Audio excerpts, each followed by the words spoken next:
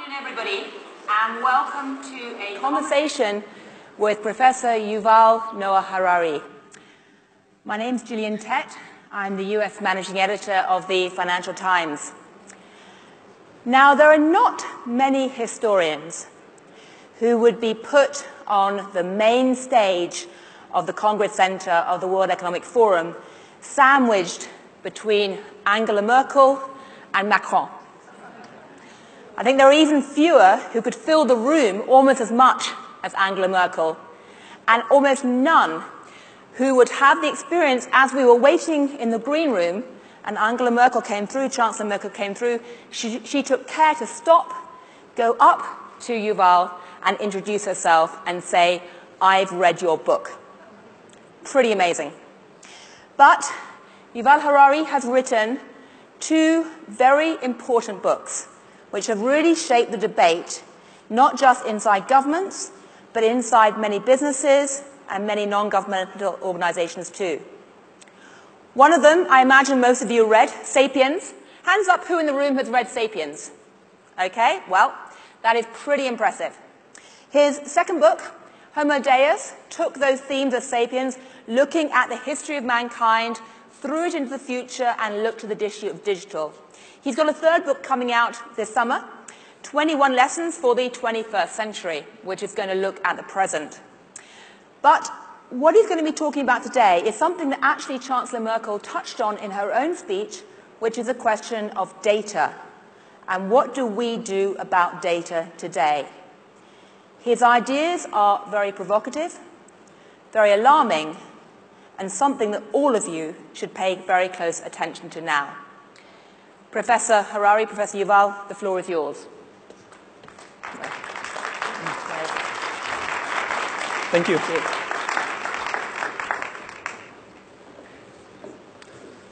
So, hello everybody. Let me just have 1 minute to get friends with this computer and make sure everything is okay. And can I have a bit more light on the audience so I can see the faces and not just speak to a darkness? Thank you.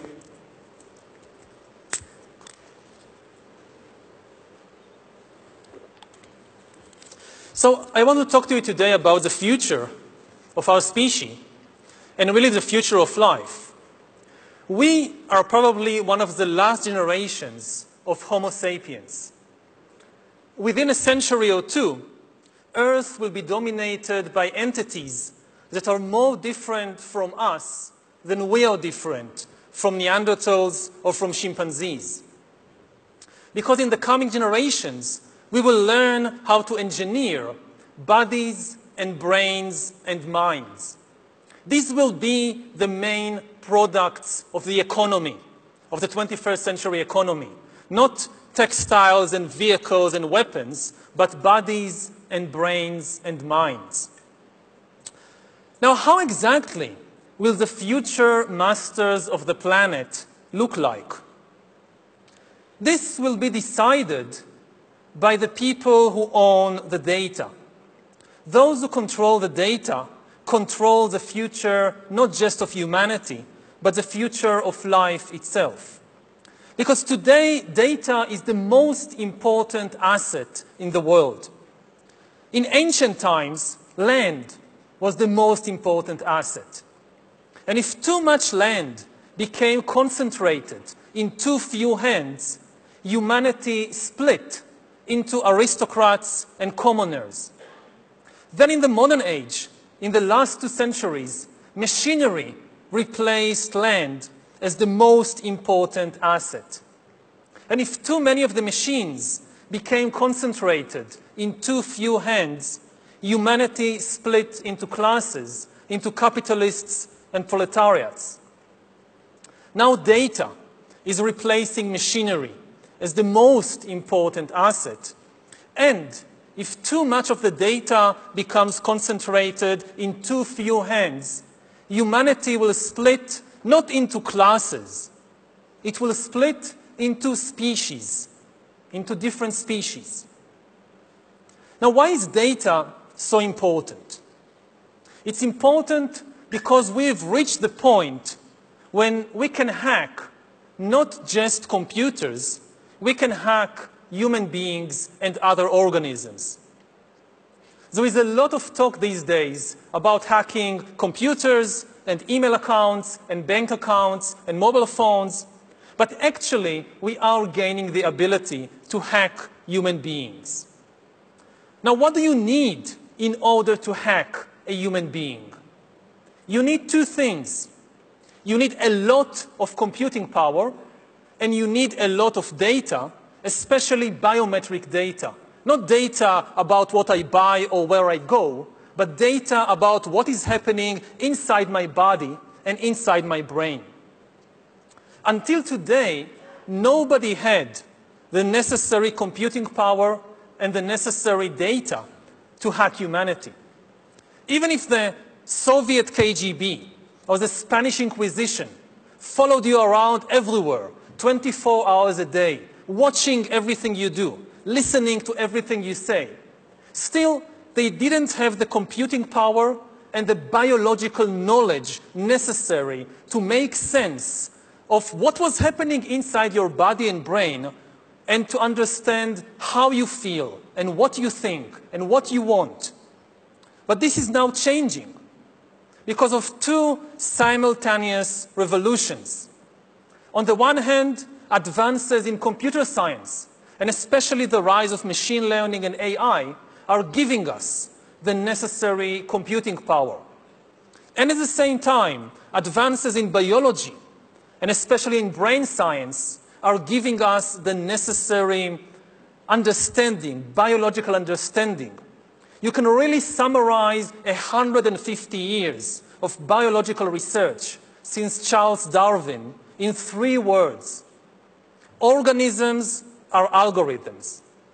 This is the big insight of the modern life sciences, that organisms, whether viruses or bananas or humans, they are really just biochemical algorithms.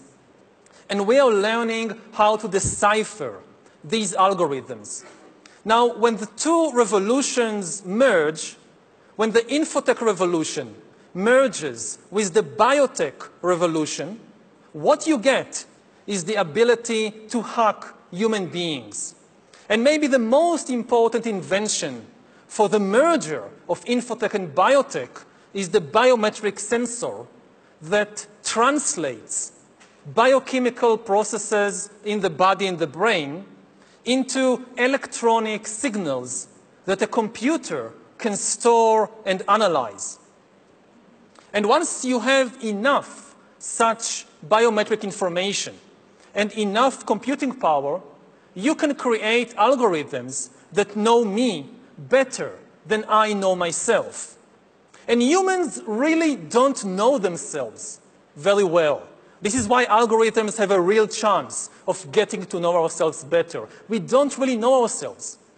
To give an example, when I was 21, I finally realized that I was gay after living for several years in denial. And this is not exceptional. A lot of gay men live in denial for many years. They don't know something very important about themselves. Now imagine the situation in 10 or 20 years when an algorithm can tell any teenager exactly where he or she is on the gay-straight spectrum, and even how malleable this position is. The algorithm tracks your eye movements, your blood pressure, your brain activity, and tells you who you are. Now, maybe you personally wouldn't like to make use of such an algorithm. But maybe you find yourself in some boring birthday party of somebody from your class at school, and one of your friends has this wonderful idea that I've just heard about this cool new algorithm that tells you your sexual orientation, and wouldn't it be a lot of fun if everybody just takes turns testing themselves on this algorithm as everybody else is watching and commenting? What would you do? Would you just walk away? And even if you walk away, and even if you keep hiding from your classmates or from yourself, you will not be able to hide from Amazon and Alibaba and the secret police. As you surf the internet, as you watch videos or check your social feed, the algorithms will be monitoring your eye movements, your blood pressure, your brain activity, and they will know. They could tell Coca-Cola that if you want to sell this person some fuzzy, sugary drink, don't use the advertisement with the shirtless girl. Use the advertisement with the shirtless guy. You wouldn't even know that this was happening, but they will know, and this information will be worth billions.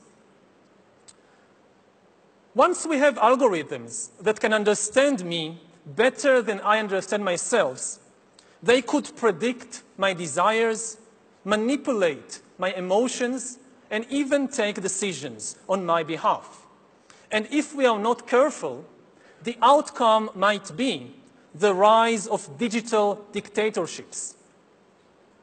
In the 20th century, democracy generally outperformed dictatorship because democracy was better at processing data and making decisions. We are used to thinking about democracy and dictatorship in ethical or political terms. But actually, these are two different methods to process information. Democracy processes information in a distributed way. It distributes the information and the power to make decisions between many institutions and individuals. Dictatorship, on the other hand, concentrates all the information and power in one place.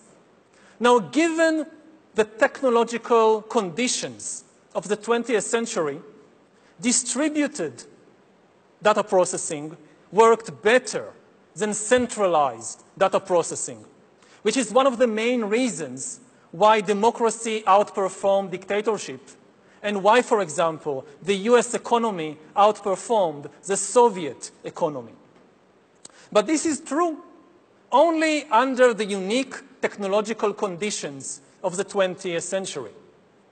In the 21st century, new technological revolutions, especially AI and machine learning, might swing the pendulum in the opposite direction.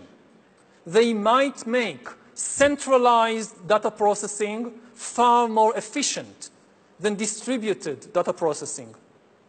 And if democracy cannot adapt to these new conditions, then humans will come to live under the rule of digital dictatorships. And already at present, we are seeing the formation of more and more sophisticated surveillance regimes throughout the world, not just by authoritarian regimes, but also by democratic governments. The US, for example, is building a global surveillance system, while my home country of Israel is trying to build a total surveillance regime in the West Bank. But control of data might enable human elites to do something even more radical than just build digital dictatorships. By hacking organisms, elites may gain the power to re-engineer the future of life itself. Because once you can hack something, you can usually also engineer it. And if indeed we succeed in hacking and engineering life, this will be not just the greatest revolution in the history of humanity. This will be the greatest revolution in biology since the very beginning of life 4 billion years ago. For 4 billion years, nothing fundamental changed in the basic rules of the game of life. All of life, for 4 billion years, dinosaurs, amoebas, tomatoes, humans, all of life was subject to the laws of natural selection and to the laws of organic biochemistry. But this is now about to change. Science is replacing evolution by natural selection with evolution by intelligent design.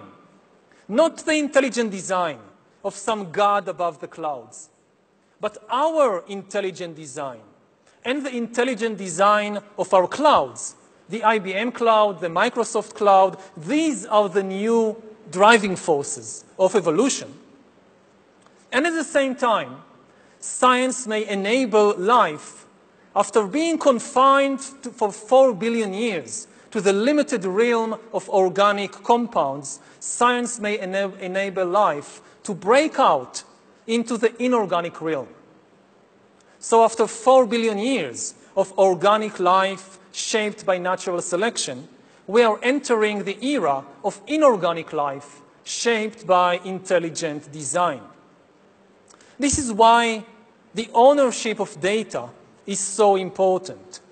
If we don't regulate it, a tiny elite may come to control not just the future of human societies, but the shape of life forms in the future. So how to regulate the data, the ownership of data? We have had 10,000 years of experience regulating the ownership of land. We have had a few centuries of experience regulating the ownership of industrial machinery. But we don't have much experience in regulating the ownership of data, which is inherently far more difficult because unlike land and unlike machinery, data is everywhere and nowhere at the same time. It can move at the speed of light, and you can create as many copies of it as you want. So does the data about my DNA, my brain, my body, my life, does it belong to me or to some corporation or to the government or perhaps to the human collective? At present, big corporations are holding much of the data, and people are becoming worried about it. But mandating governments to nationalize the data may curb the power of the big corporations only in order to give rise to digital dictatorships. And politicians really, many politicians at least, are like musicians.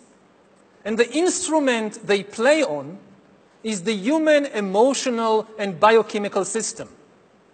A politician gives a speech, and there is a wave of fear all over the country.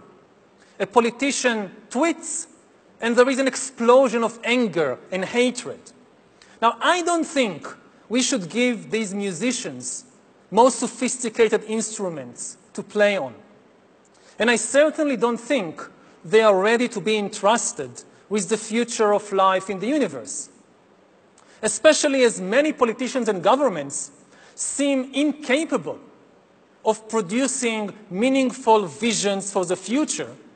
And instead, what they sell the public are nostalgic fantasies about going back to the past. And as a historian, I can tell you two things about the past. First of all, it wasn't fun. You wouldn't like to really go back there. And secondly, it's not coming back. So nostalgic fantasies really are not a solution. So who should own the data? I frankly don't know. I think the discussion has just begun. Most people, when they hear the talk about regulating data, they think about privacy, about shopping, about companies, corporations that know where I go and what I buy. But this is just the tip of the iceberg. There are much more important things at stake. So the discussion has hardly begun, and we cannot expect instant answers.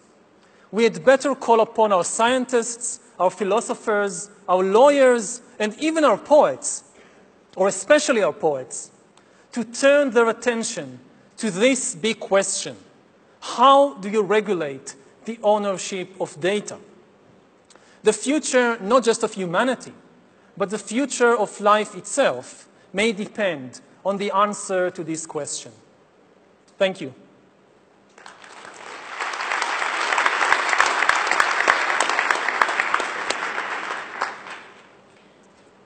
Well, thank you, Professor Harari, for an absolutely brilliant, thought-provoking, and it must be said, somewhat challenging and depressing talk. I must say I'm quite starstruck sitting here listening to that stream of ideas. And I'd like to start with a very simple question, which is this. You paint this picture of a future that's quite scary. How soon do you expect that future to be here? Are we talking about 2 years, 20 years, 200 years? I mean, how soon could we be dealing with digital dictatorships? I think that the timescale is decades. I mean, in 200 years, I guess there won't be any sapiens left. There will be something completely different. 2 years, it's far too soon. So we are talking about a few decades. Nobody knows exactly how many. Right. Now, you're unusual because you actually stood up on that stage and you said, I don't know what the answer is. Okay, that's not something you hear a lot at the World Economic Forum. It's admirably humble. But I'm curious, as you look around the world today, do you see any countries or any groups of people or any academic groups that seem to be having a sensible debate about this? Do you see any reason for encouragement at all?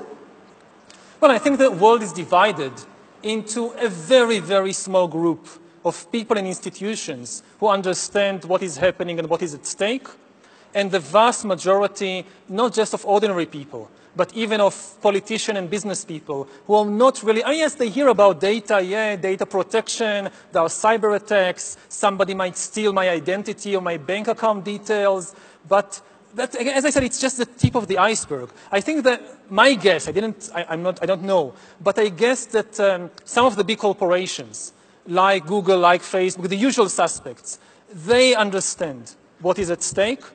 I also think that some governments, especially the Chinese government, I think they understand what is at stake. I think certainly most humans have no idea. Right. Again, the thing is, just to make it clear, it's the biometric data is the key. When people think about data, they mostly think about where I go, what I buy.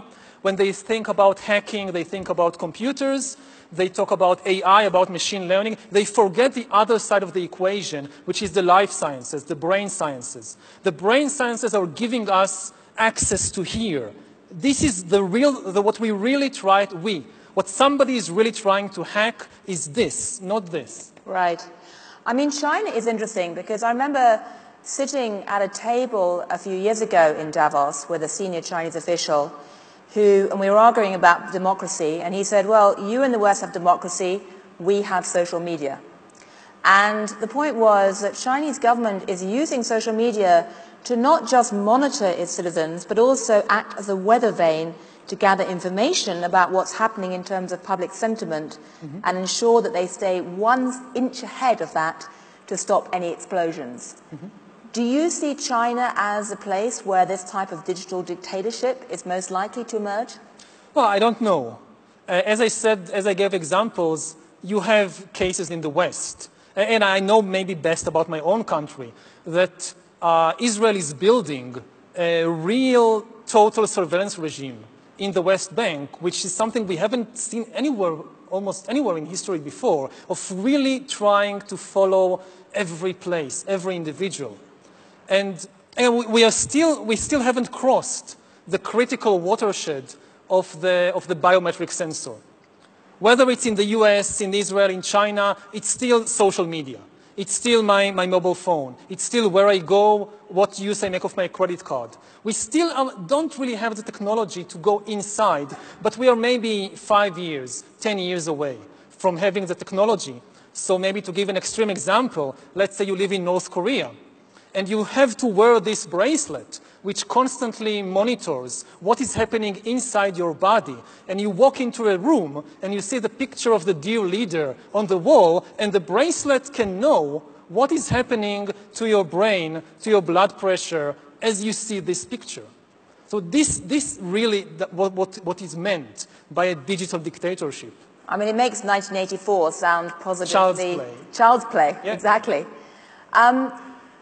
You say you don't know what to do about this, but imagine for a moment that you were dictator, be that digital or not. What would you do right now to help humanity deal with this? Would you like to just throw away all of those biometric devices? No, it's absolutely impossible to go back, especially in terms of technology and science. Even if one country or an entire continent is freaked out by the possibilities, and they say, we stop all research in this field, you can't force other countries to do the same. And then you have your own, you have a race to the bottom, unless you have some global agreement on how to deal with this, then no country would like to stay behind in the race. So do you want the scientists to take control? Do you want the United Nations? Do you think the United Nations is capable? As I said, the World Economic Forum? Could all the people here take control of this, do you think? The discussion has just begun. I don't think we should panic. We should just, first of all, be aware that this is what we are facing. And there are many possibilities, also technological possibilities. How, for example, when we talk about regulating ownership of land, we have a very clear picture what it means. Okay, you have a plot, you have a field, you build a fence around, you have a gate, you stand at the gate, and you say, okay, you can come in, you can't. This is my field. Now, what does it mean in terms of the data about my DNA or what's happening in my brain? What's the analogy of the fence and the gate? We just don't understand. So I think we are in an analogous position to where we were with the Industrial Revolution 200 years ago. And you just need time. When you start a discussion, I know this from class, from university, you start a discussion and somebody raises the hand and says, okay, but what should I write in the test? And no, we are not there yet. We should first have a discussion about this. I don't have all the answers. Right. One thing I find fascinating in your description of the digital economy is that it actually involves a picture of society which is not quite the picture that normal economists have. Because most of the digital exchanges today don't actually involve money. People are giving up data in exchange for services. Yeah. And that's something that no economic model can capture right now. And frankly, the legal models can't either in terms of the antitrust. So I'm curious, when you look at this problem, it's not quite economics. It's certainly not just computer science. It's not really any particular discipline. Do you think this means that universities need to rethink how they categorize academics? Who is going to take this overarching view to try and talk about these issues? And I should say, I'm trained as an anthropologist, so I'd love to say the anthropologists, but I'm not waiting on them either. No, hopefully everybody. I think that today, if you're a computer scientist, you also need to be, to some extent, a philosopher and an anthropologist. It's now part of the business. And I think maybe, again, to try and focus it, you talked about different exchanges in the world. Maybe the most important exchange in this respect will be in healthcare. The big battle over what we today call privacy will be between privacy and health.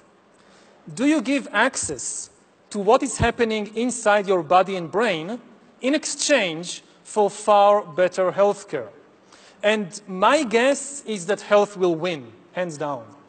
People will give up their privacy in exchange for healthcare, and maybe in many places they won't have a choice. They won't even get insurance if they are unwilling to give access to what is happening inside their bodies. Right. So another big exchange that will not involve money, but still be very, very important.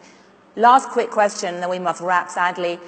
When it was all about land control, the elites essentially had feudalism. We called it feudalism in history. Mm-hmm. When it was all about the industrial machines, we had capitalism and Marxism.